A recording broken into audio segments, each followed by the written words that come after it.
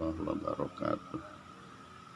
Selamat berjumpa kembali pada pembelajaran SKI di MTS Darul Hikmah bersama Ustadz Harun Kurdi SAG SPD. Baiklah, pada kesempatan kali ini pembelajaran materinya adalah perkembangan agama Islam di berbagai daerah di Indonesia. Mari kita awali dengan baca basmalah di Pulau Sumatera.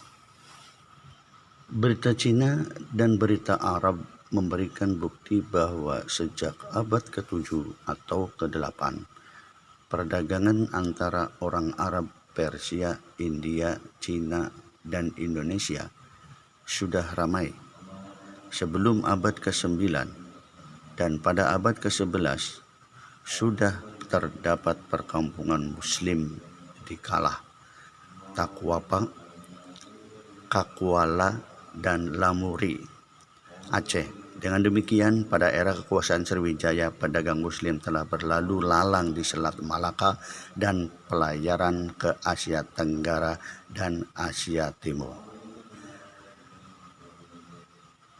Ini mengakibatkan agama Islam tersebar karena adanya para pedagang-pedagang. Dengan kemunduran kerajaan Sriwijaya pada abad ke-13, selain mendapat keuntungan dagang, pedagang Muslim juga memberi pengaruh politik. Di Aceh, mereka menjadi pendukung berdirinya kerajaan Samudra Pasai yang bercorak Islam. Bermula dari Samudra Pasai, Islam kemudian berkembang ke Malaka. Diperkirakan pada abad ke-14 di Malaka sudah terdapat masyarakat Muslim. Dengan demikian, semakin meluasnya perkembangan masyarakat Muslim di Malaka, terbentuk kekuasaan politik yakni Kerajaan Malaka pada awal abad ke-15. Situasi politik waktu itu memungkinkan kerajaan bercorak Islam berkembang. Bersamaan dengan tumbuhnya Malaka sebagai pusat jalur perdagangan dan berdiri sebagai kerajaan, dan peranan politik Majapahit juga waktu itu menurun. Begitulah cerita Islam berkembang di daerah pesisir. Tome Pires mengatakan bahwa pada awal abad ke-16, daerah bagian pesisir Sumatera Utara dan bagian timur Malaka, yaitu Aceh dan Palembang, sudah banyak masyarakat Islam. Daerah pedalaman pada umumnya masih menganut kepercayaan lama. Proses Islamisasi di daerah pedalaman Aceh dan Sumatera Barat baru terjadi sejak Aceh melakukan ekspansi politik pada abad ke-16 dan abad ke-17 Masehi. Selanjutnya kita ikutin materi lain. 2. Perkembangan agama Islam di Pulau Jawa. Penyebaran Islam di Pulau Jawa diduga berasal dari Malaka.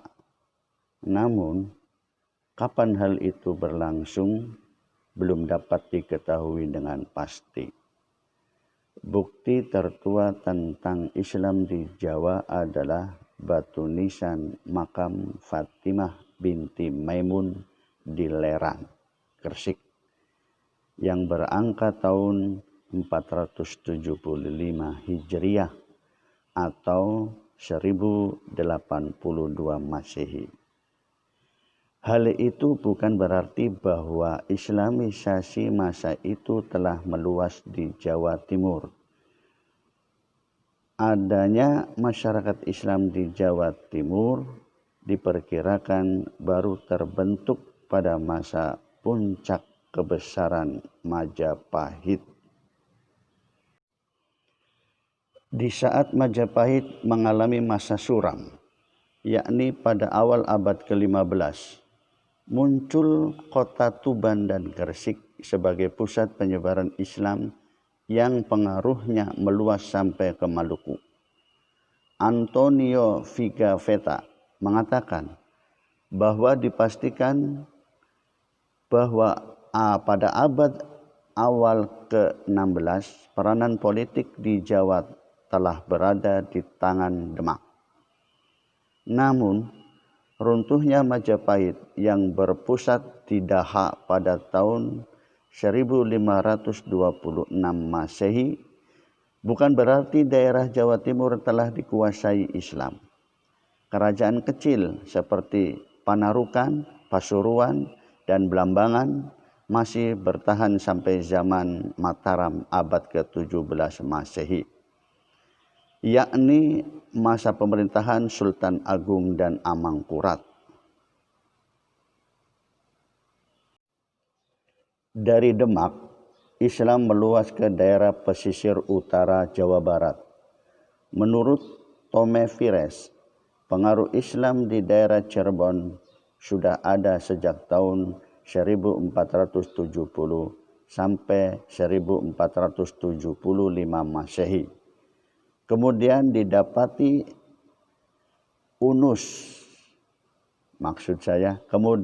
Dipati Unus menguatkan kedudukan politiknya atas daerah itu. Menurut De Barros, Dipati Unus dari Demak juga menjadi penguasa wilayah Jawa Barat. Berdasarkan sumber tradisional, penyebaran Islam di daerah Cirebon dilakukan oleh Fatahilah atau Faletehan atas perintah Raden Patah. Bagi Demak, usaha menanamkan pengaruh di pesisir utara Jawa Barat tidak dapat dipisahkan dari tujuan politik dan ekonomi. Karena pelabuhan di pesisir Jawa Barat seperti Cirebon, Sunda Kelapa, dan Banten amat potensial bagi ekspor hasil bumi, terutama lada.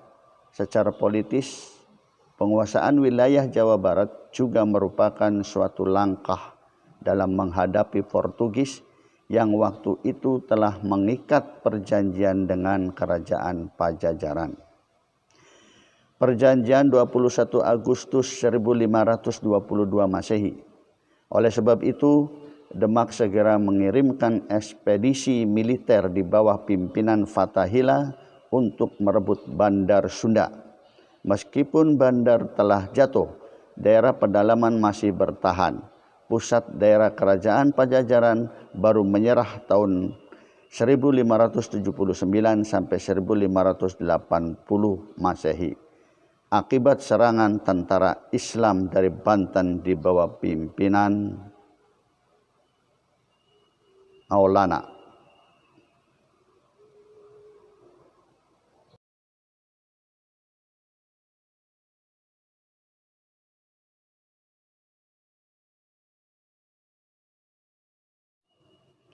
Tiga, perkembangan agama Islam di Maluku.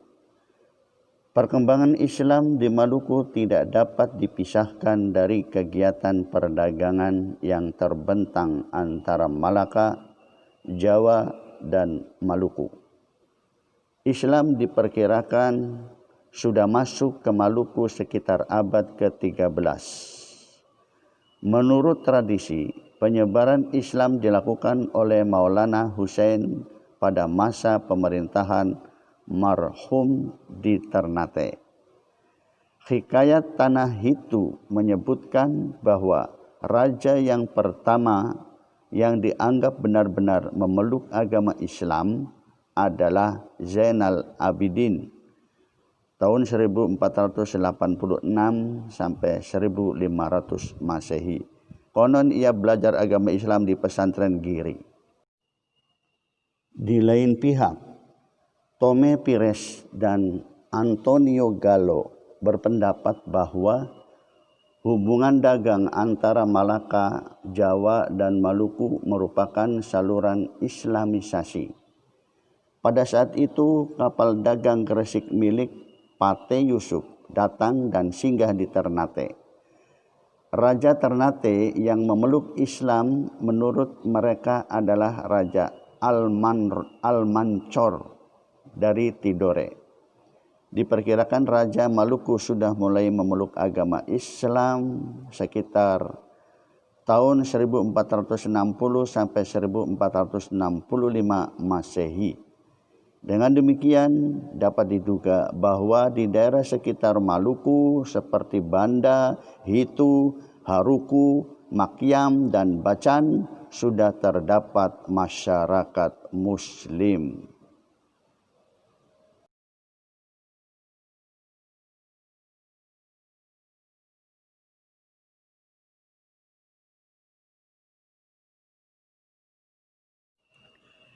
Islam berkembang di Maluku melalui perdagangan, dakwah, dan perkawinan.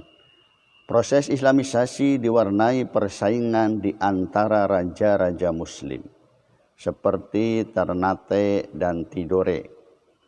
Selain itu, juga diwarnai persaingan politik dan monopoli perdagangan bangsa Barat, seperti Portugis, Spanyol, Belanda, dan Inggris.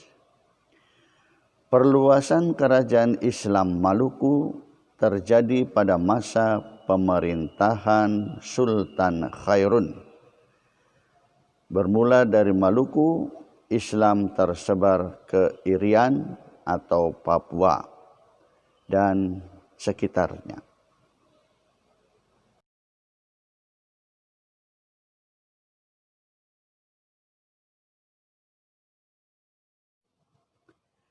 Empat, perkembangan Islam di Kalimantan. Penyebaran Islam di daerah Kalimantan Selatan dapat kita ketahui dari hikayat Banjar. Proses Islamisasi di daerah itu diwarnai oleh perpecahan di kalangan istana, yakni antara Raden Tumenggung dan Raden Samudra. Raden Tumenggung adalah penguasa daerah Dipa, Daha, dan Kahuripan yang bercorak Indonesia Hindu. Tiga daerah tersebut sekarang letaknya kira-kira di daerah Amuntai. Dalam pertikaian itu, Raden Samudra meminta bantuan Demak. Dengan perjanjian, ia bersedia masuk Islam. Atas bantuan Demak, Raden Tumenggung dapat dihancurkan. Sejak itu kerajaan Banjar yang bercorak Islam terus berkembang. Raden Samudra kemudian bergelar Sultan Suryanullah.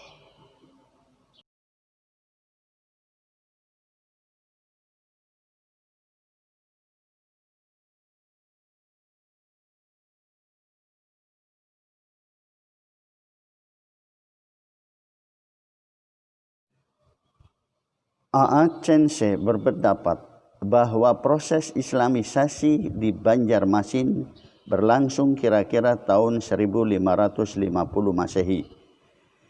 Islamisasi di Kalimantan Timur menurut hikayat Kutai berlangsung damai. Sebelum kedatangan Islam, kerajaan Kutai bercorak Indonesia Hindu, sedangkan di daerah pedalaman rakyatnya menganut animisme dan dinamisme. Dikatakan bahwa pembawa agama Islam di Kutai adalah Datuk Ribandang dan Tuan Tunggang Parangan, yaitu pada masa pemerintahan Raja Mahkota. Akhirnya Raja Mahkota masuk Islam karena merasa kalah kesaktiannya. Diperkirakan proses Islamisasi di Kutai dan di sekitarnya terjadi sekitar tahun 1575 Masehi. Perluasan di daerah pedalaman baru terjadi pada masa pemerintahan putra Raja Mahkota, yakni Aji Dilanggar.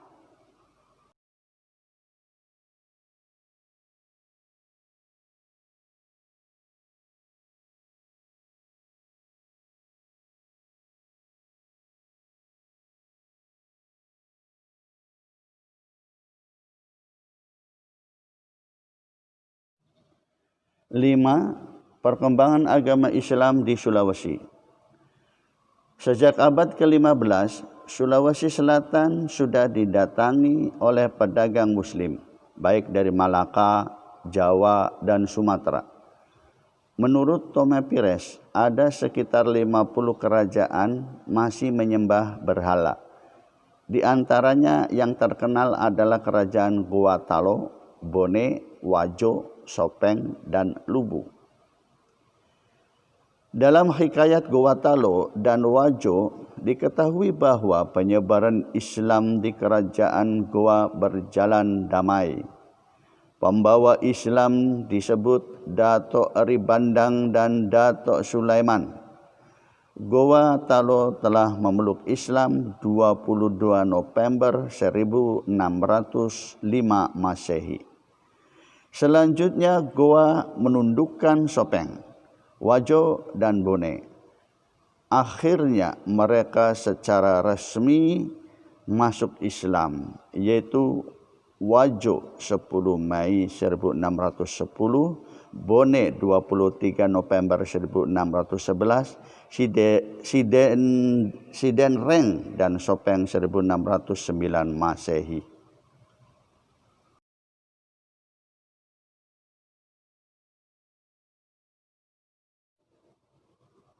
Itulah sekilas tentang perkembangan atau penyebaran agama Islam di berbagai daerah di Indonesia. Kurang lebihnya mohon maaf bila mana ada kata-kata yang salah. Mudah-mudahan kita selalu istiqomah belajar SKI dan mendapat ilmu dari Allah Subhanahu wa taala. Cukup sekian, sampai jumpa. Terima kasih. Wassalamualaikum warahmatullahi wabarakatuh. Semangat